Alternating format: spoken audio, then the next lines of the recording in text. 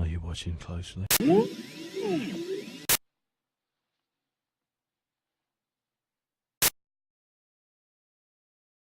Should I be writing this down? I'll use small words that you'll be sure to understand, you warthog-faced buffoon. Hello everybody, and welcome to After the Film. Today we're going to do something a little more complicated. We're going to take, I guess technically it's about 3 scenes from the movie Ex Machina, and we're going to break them down. Look at some details. First, in case you haven't seen the movie. So how does a programmer get to be meeting the CEO? I won a competition. The president can't get Mr. Garrick on the phone, and you got the golden ticket.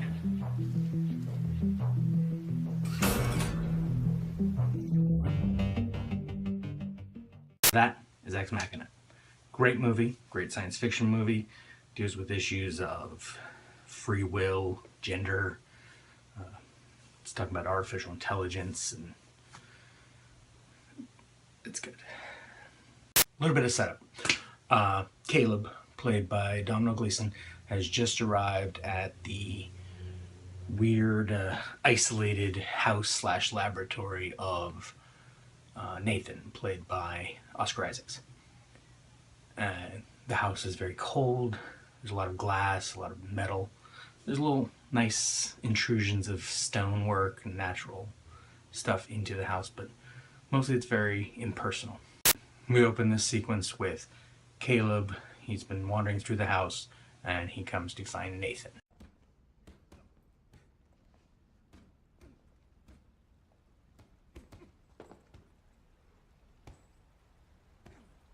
And the first one's very simple. It's like there's a lot of dealing in glass separating things in this movie, and it's like we're inside this aquarium. Even though the natural world outside looks more like the kind of stuff you'd see in an aquarium, we're inside this unnatural environment. We're with Caleb and we're coming out of it to find Nathan.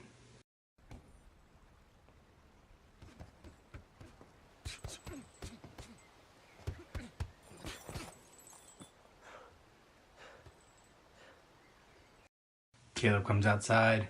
Briefly, you get a reflection in the glass, and this movie deals with reflections as well as it does with glass several times, which has to do with identity and duplicitous nature of the way people interact with each other. It's a whole thing. It's complicated. But then we get to the introduction of Nathan. And on the one hand, he's like this hyper-masculine figure. He's out there working out.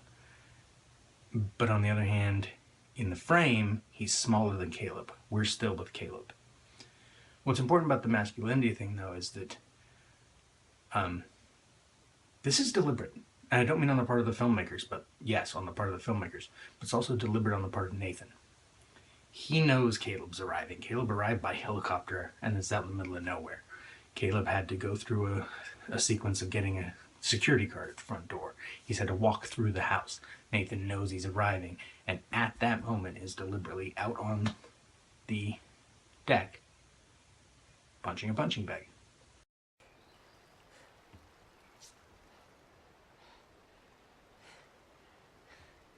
Caleb Smith. Hey. Dude! I cut that one short on purpose because it's very simple juxtaposition. I mean, you get a little bit of that reflection thing at the beginning, but what's more important is you have Nathan approaching, still that hyper-masculine figure, undoing the wraps on his hands, and you don't expect this very, very friendly dude. And that's deliberate on the part of Nathan, deliberate on the part of the filmmakers. They're juxtaposing 2 different versions of what we should expect. He's this really friendly guy who also is very manipulative. Been so looking forward to this week with you. Come on in. Thanks. You want something to eat or drink after your journey? No, thanks. Sure? I'm fine. Yeah. To be honest, I thought we'd have breakfast together, but More juxtaposition. You have, I mean, on the one hand, visually, you have these 2 representations of masculinity. The guy that's in the workout gear versus the guy that's in a nice suit, which is a masculine image, but a very different kind of masculine image. And then coming to the, I mean, I had to abrupt cut off there, but that's the point. we have this Nathan is being very friendly, but he's still keeping Caleb at this distance while reeling him in. I can't really eat anything. I got the mother of all fucking hangovers. Oh, yeah? Oh my God, like you wouldn't even believe. When I have a heavy night, I compensate the next morning. Exercise, antioxidants, you know. Yeah, sure.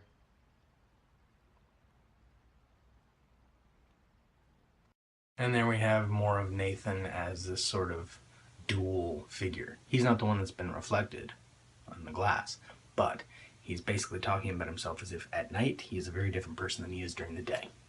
He's compensating with exercise and healthy consumption to make up for a hangover.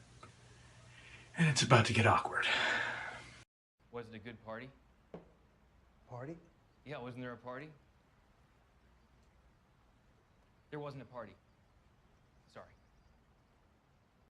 See? Awkward.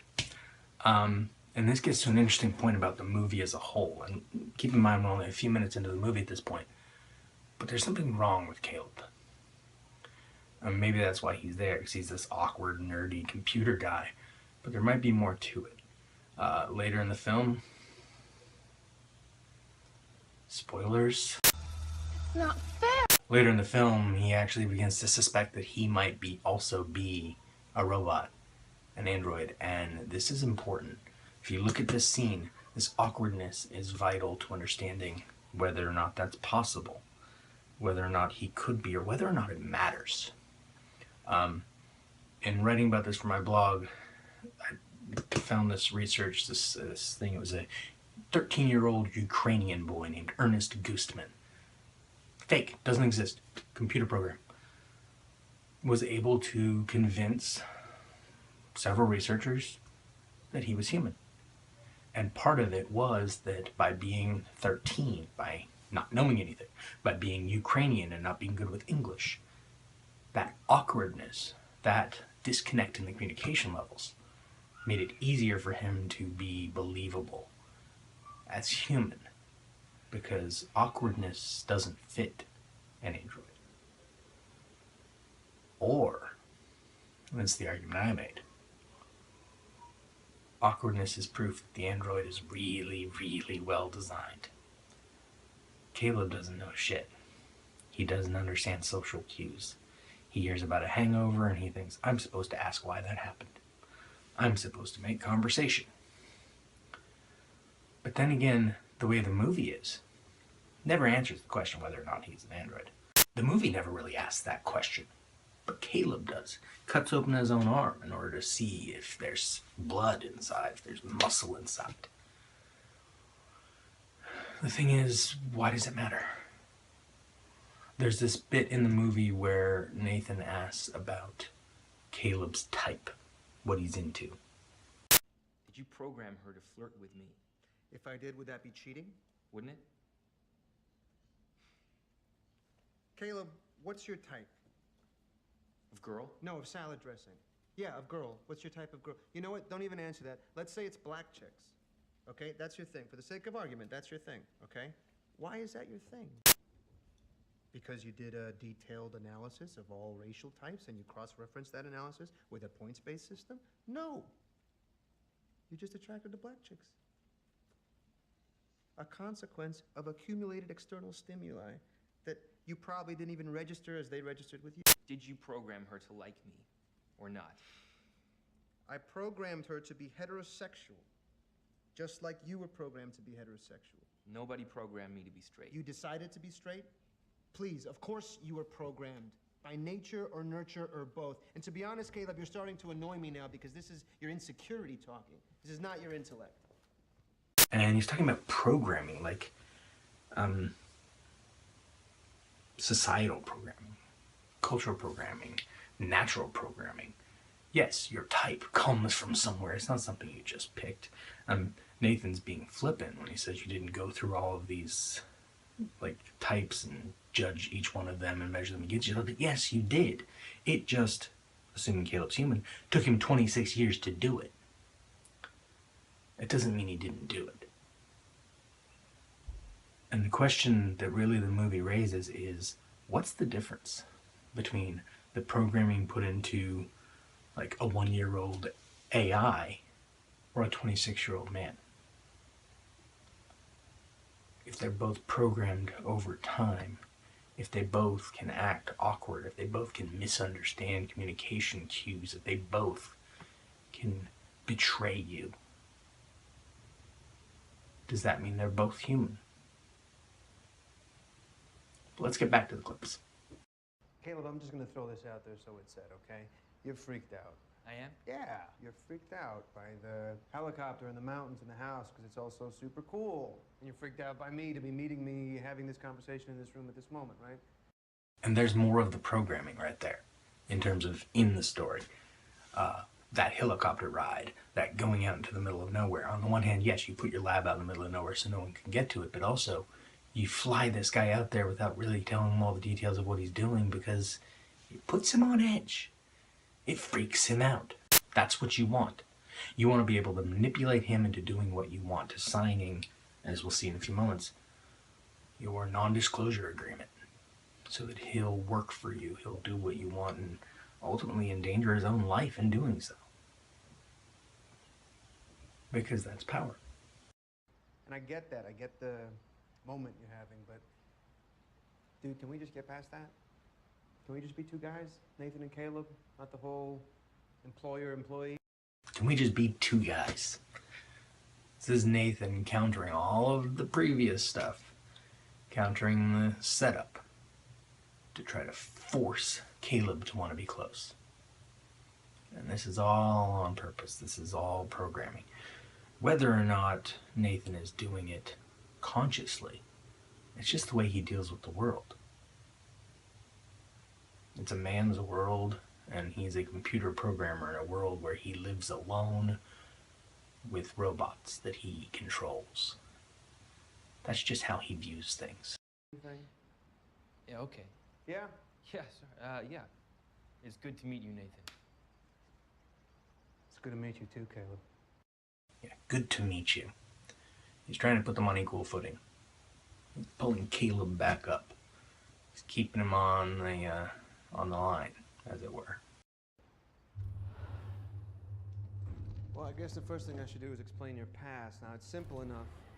It opens some doors and it doesn't open others. And that just makes everything easy for you, right? Yes. Yeah, because you're like, oh, fuck, I'm in someone else's house. Can I do this? Can I do that? And this card, it just takes all that worry away. If you try a door and it stays shut, okay, it's off limits. You try another door and it opens, then it's for you. Two things out of this one.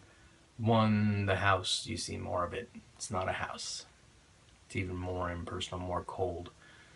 And the interaction with its doors is impersonal. This key card is not like a regular key where you have to interact with the lock. You just kind of put it there. It's all robotic. It's all electronic. But the phrasing there at the end, he's talking about the doors as if they belong to Caleb. He's inviting him in. He's reeling him in. Let's try this one.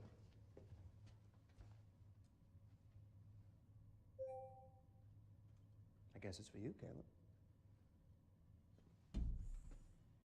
You can barely see it there at the end, but there's almost this little moment of excitement as Caleb realizes, hey, this is my room. It's like a kid when their family moves into a new house and this is going to be your bedroom. He's excited.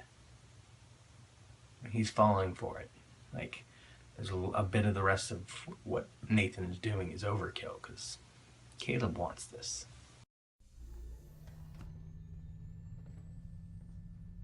You like? Yeah. It's your room. We got a bed here, a bathroom right back here, little desk, cupboards, little fridge. And here we have a couple things. It's mostly just Nathan listing the amenities of the room. But an important visual at the beginning is it echoes the beginning of this sequence we've been covering. That we're going back into the darkness, but they're coming together. Before, Caleb was alone going out to meet Nathan. Now, they're coming back inside.